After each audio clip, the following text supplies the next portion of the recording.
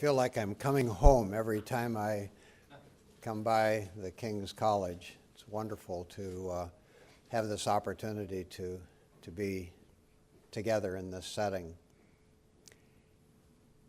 It's Founders Day, and King's College has the distinction of being founded twice. The first of those foundings, as you know, was in 1938, and I had nothing to do with it. Although, if you do the math, I think I was founded the same year, but had nothing to do with the founding of the college. I was around for its second founding. This confusion of dates, 1996, 1998, let me see if I can unpack that a little bit. The occasion that Tim mentioned, where a conversation took place, kind of went like this. I'd gone to Orlando to be part of a couple of events down there. One, the 45th anniversary of Campus Crusade. Secondly, the 75th birthday of Dr. Bright. But maybe most strategically, the dedication of the land on which the headquarters of Campus Crusade is located. Now, in the midst of all of that, Dr. Bright asked if he could meet with me, and can I come to your room? Well, I should have seen alarm signals all over that, but Dr. Bright was a very hard person to say no to. And on that occasion, he rather directly said, "John, we're going to form a college. I'd like you to be the first board member. And by the way, I've just asked Stan Oakes, and he's agreed to be the first president. And by the way," he said, "my vision for this, just so you'd understand where we're going, is that in 10 years, we're going to be in 100 cities, we're going to have 10,000 satellite organizations, and we're going to be educating 2 million people." Now, have any of you had opportunity in times past to be with Dr. Bright? If nothing else, what I've just described underscores that he was a person of vision.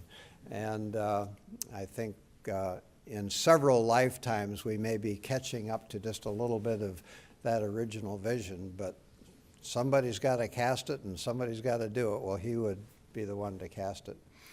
So that was the initial experience of being with King's, but it wasn't King's then, it was the International Leadership University, and as we look at it historically, that was kind of a placeholder, I think, for what would ultimately emerge. Stan Oakes was the person who discovered King's in bankruptcy and didn't have many assets at that point in time in 1998.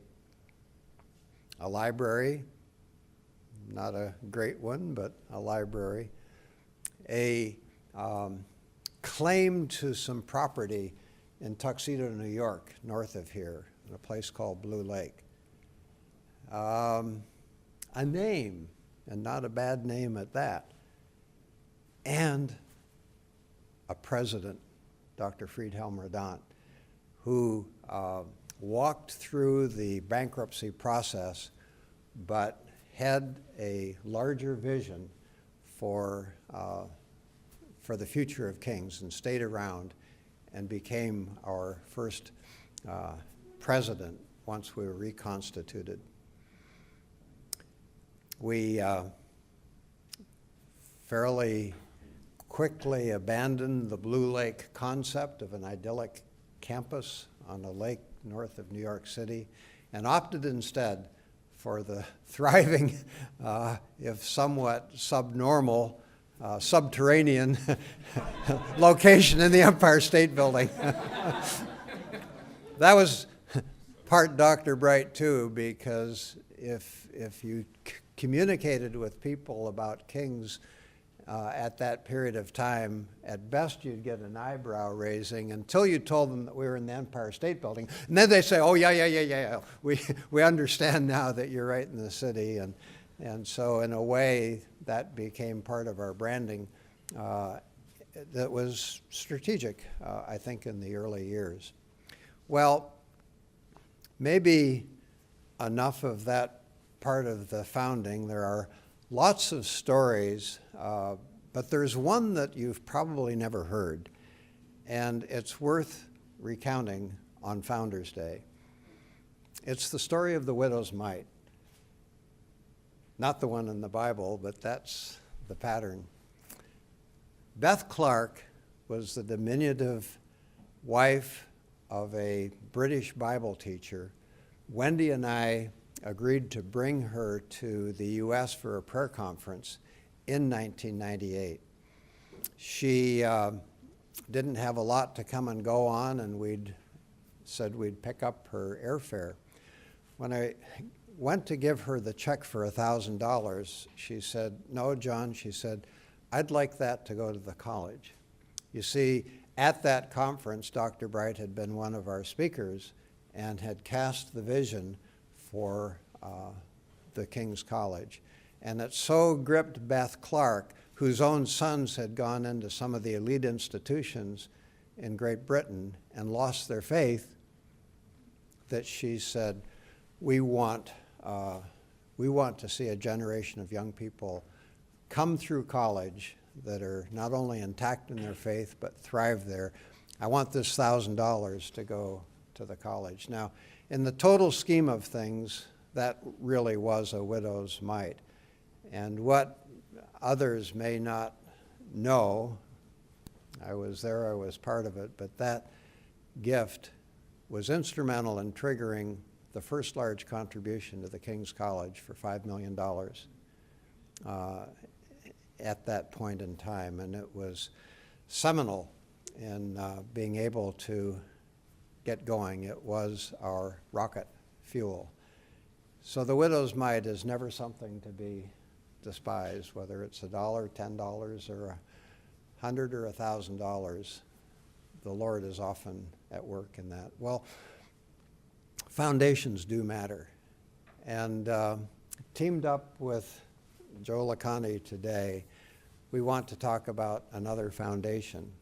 And it's a foundation that has impacted our last century in ways that are profound.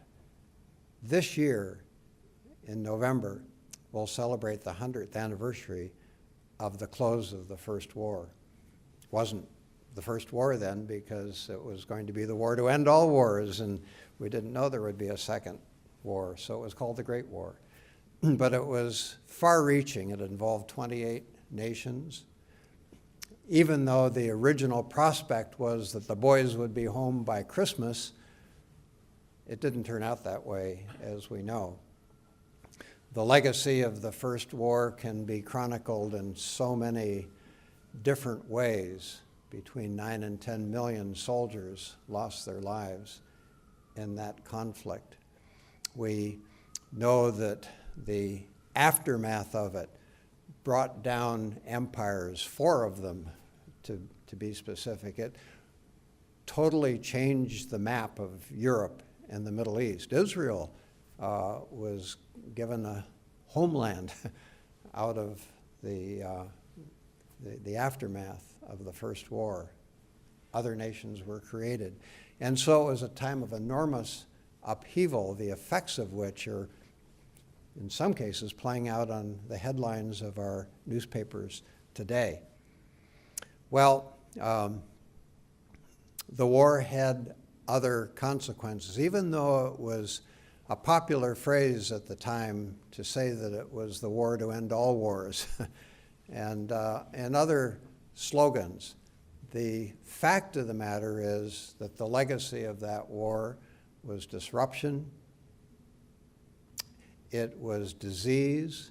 It's estimated, and I've seen numbers ranging from 25 to 50 million people, civilians, lost their lives to disease after the war.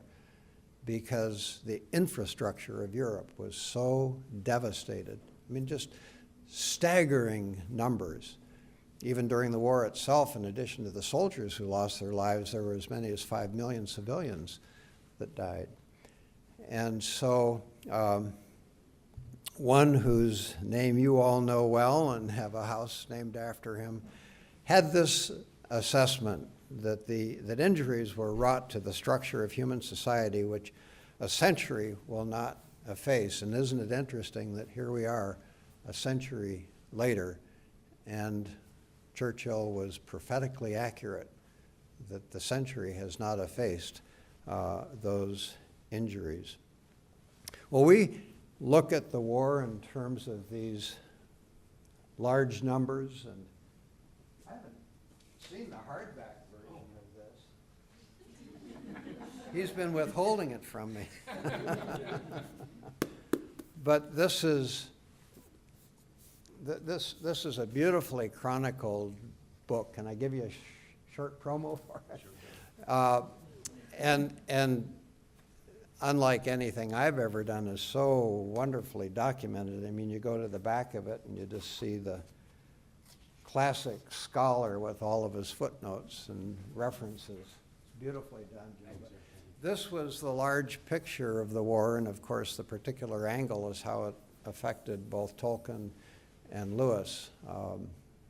Your professor will maybe say a few more words about that later, but I want to just go for a few minutes from the mega picture of the war to one specific, the life of a soldier in this war. So just bear with me for a few minutes. It's a soldier's story, and we're going to meet this soldier first as a young man, the third from the right. His name is Reg, and he grew up in a well-to-do family in Hamilton, Ontario. His father was a wholesale grocer, and he had 5 brothers, as you'll see there, and a sister. At age 13, he was in some ways a budding entrepreneur, and he actually would, as the story goes, take mint out of his parents' garden and bundle it up, put a band around it, and take it to local grocers to sell with their spring lamb. And so even at that age, he was looking for ways to break into the world of business. Well, the first war commenced, as far as Great Britain was concerned, on the 4th of August, 1914. That was the day that England declared war on Germany. That declaration being a direct result of Germany's decision to go through neutral Belgium, and as it turned out, wreaking enormous damage along the way. But that defiance of Belgium's neutrality was what it ultimately took for Great Britain to mobilize, and that became the Western Front along with France. You've heard the term Western Front. Well, Germany ended up fighting on 2 fronts, the Russian front to the east and the Western Front, which was principally France and the British forces, but as I mentioned, in total, 28 nations got engulfed in this war.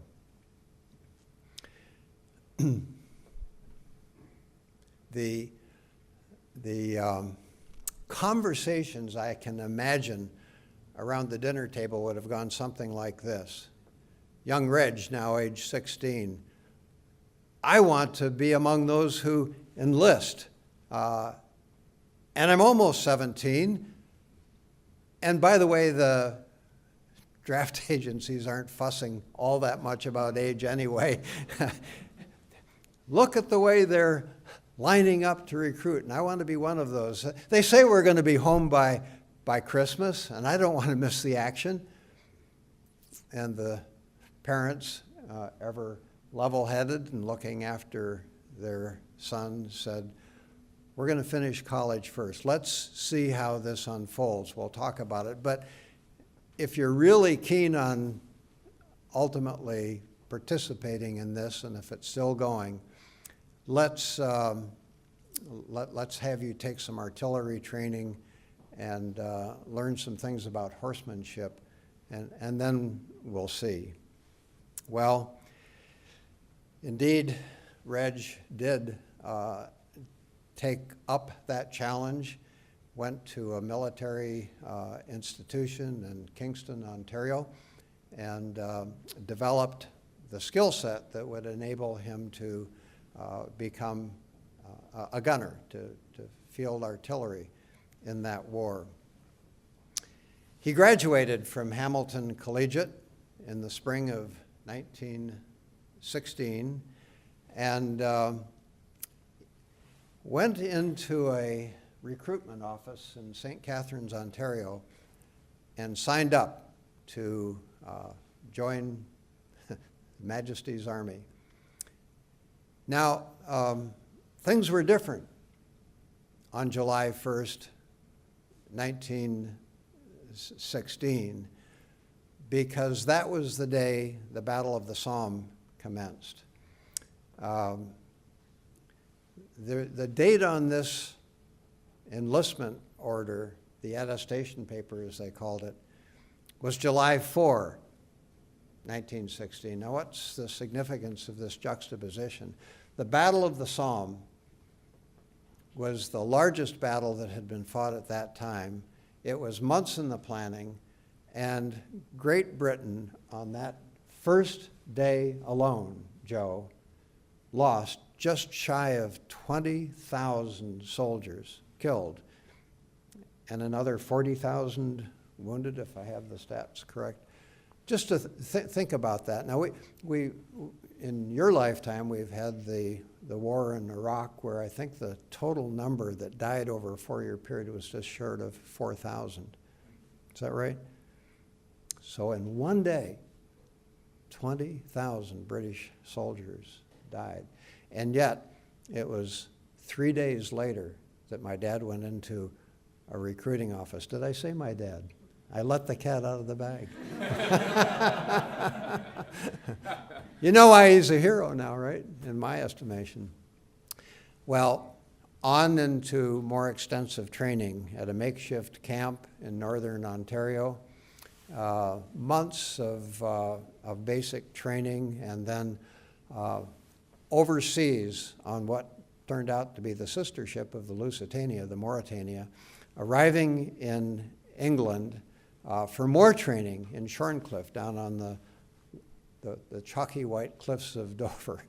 And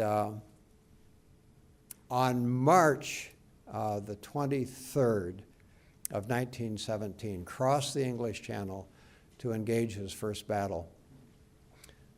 The Battle of Vimy Ridge had been planned for months and would commence just 2 weeks after his arrival, engaging all 4 Canadian divisions.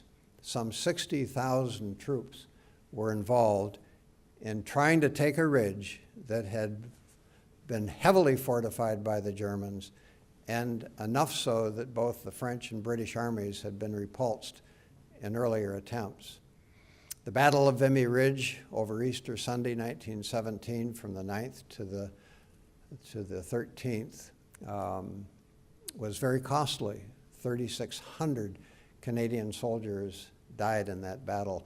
Double that number were injured, so some 10,000 plus casualties out of an army of 60,000 men. But they took the ridge.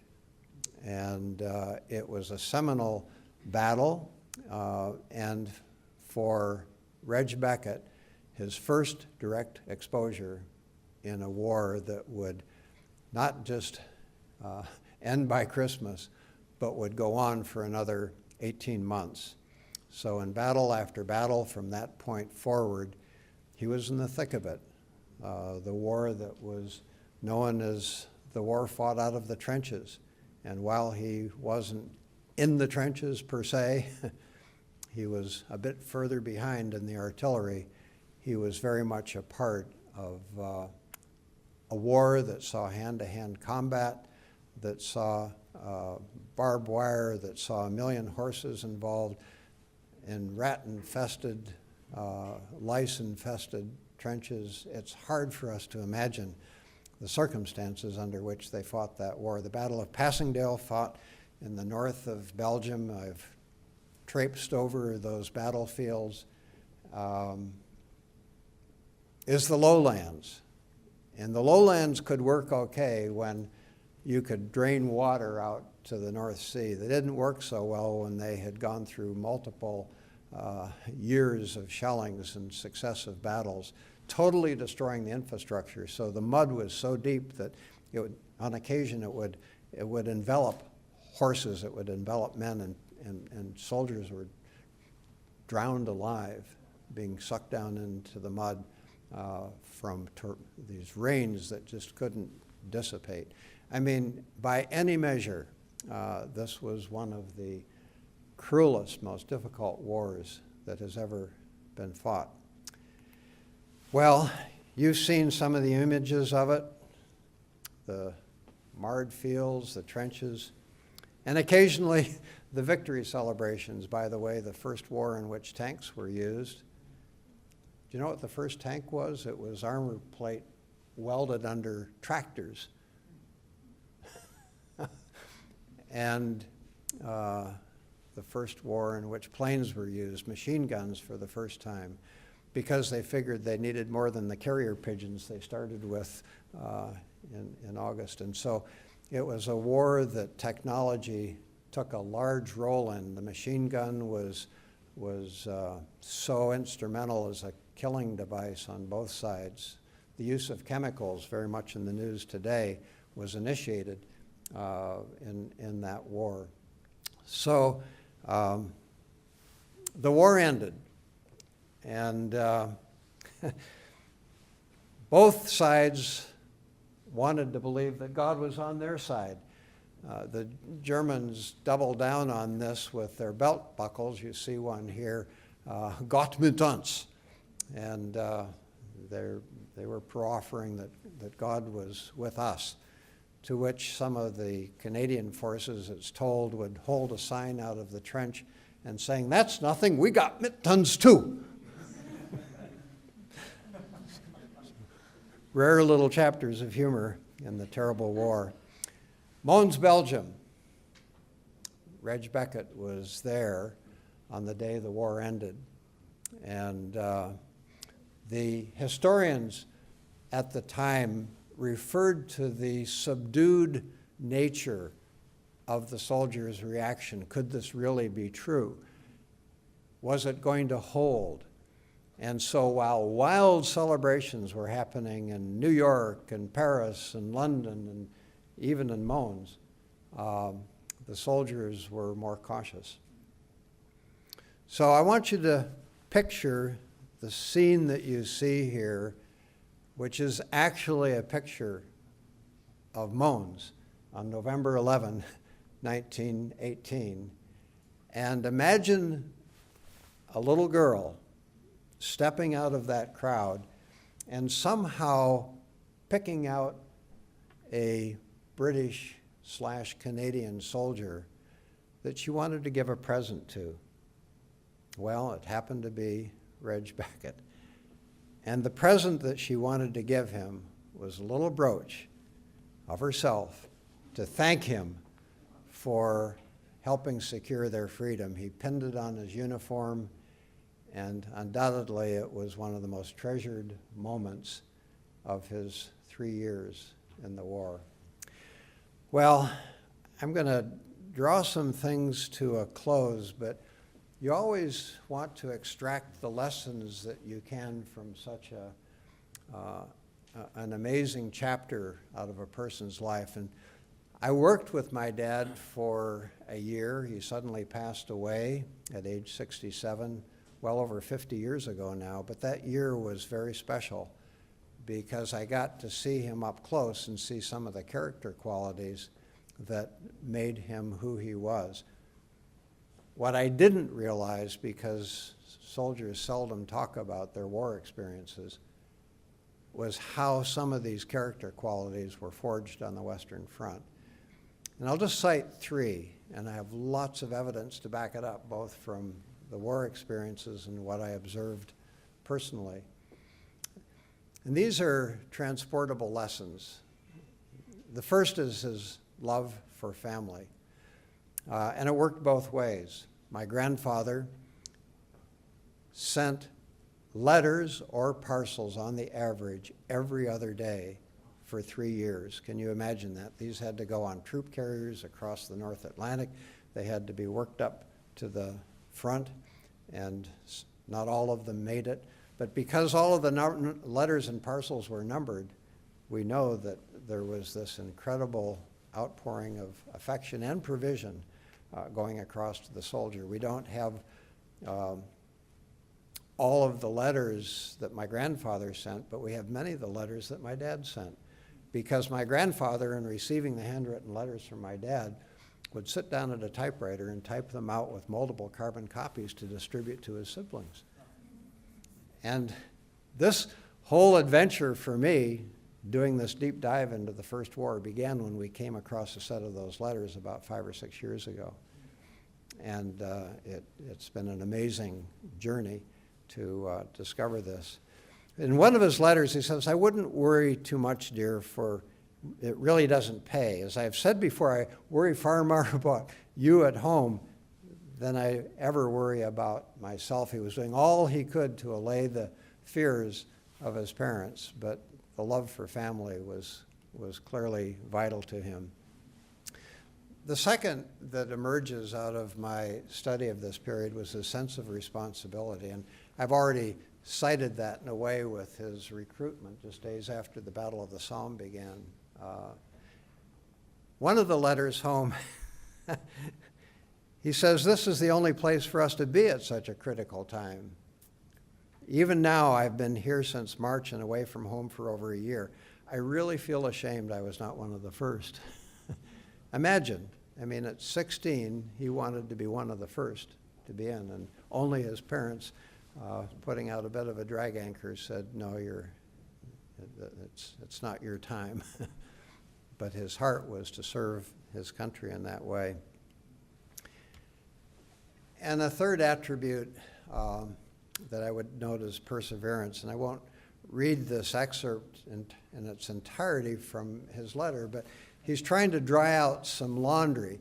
And he's basically saying it's really tough to get laundry dried in this old German dugout where we're 30 to 40 feet below the surface of Mother Earth.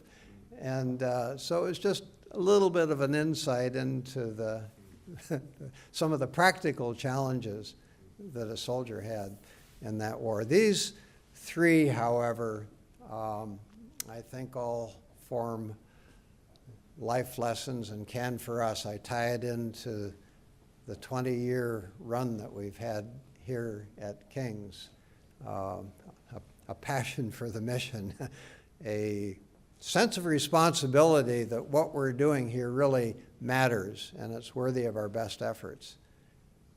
And have we had to persevere? Many times we were at the point of despair, and then God would take us the next step. We've had to learn perseverance ourselves.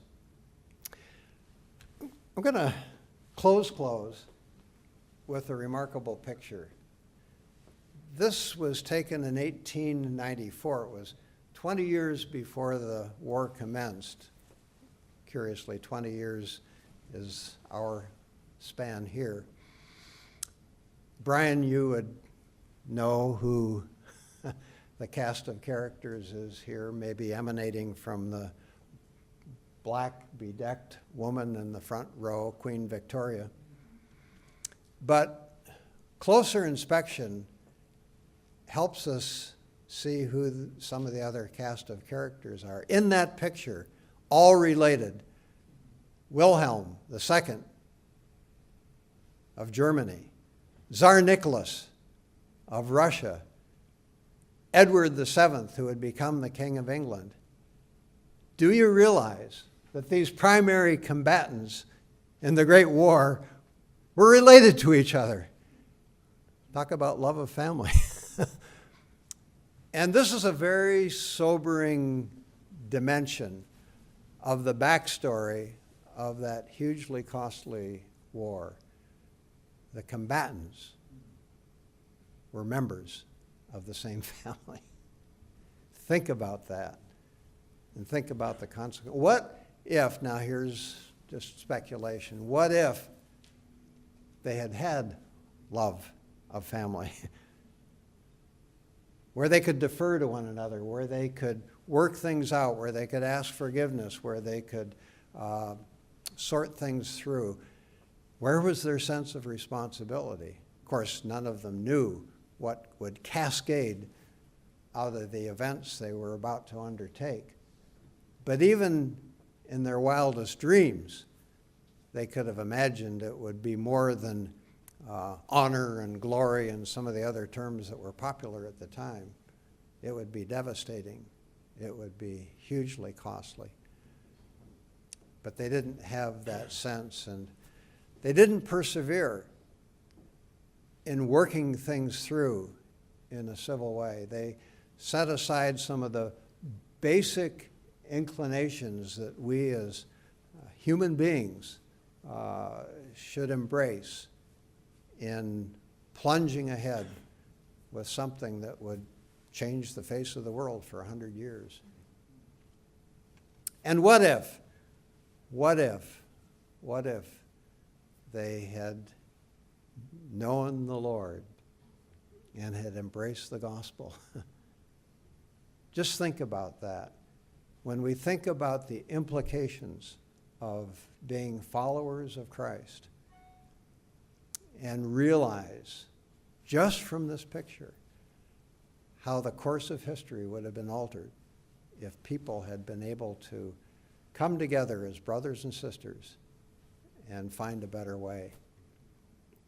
So one of the expressions that was popular among the British families, almost all of whom were affected in one way or another, was that they all did their part, whether they knit socks or sent provisions abroad or wrote letters.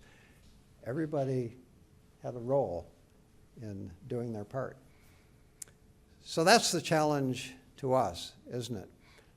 I used the fitness center where I stayed last night, and they had a little sign up there to help motivate people on their treadmill workout.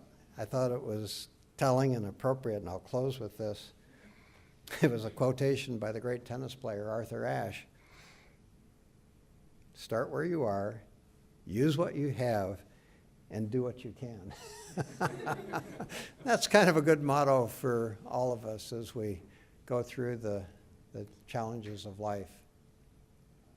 Thanks.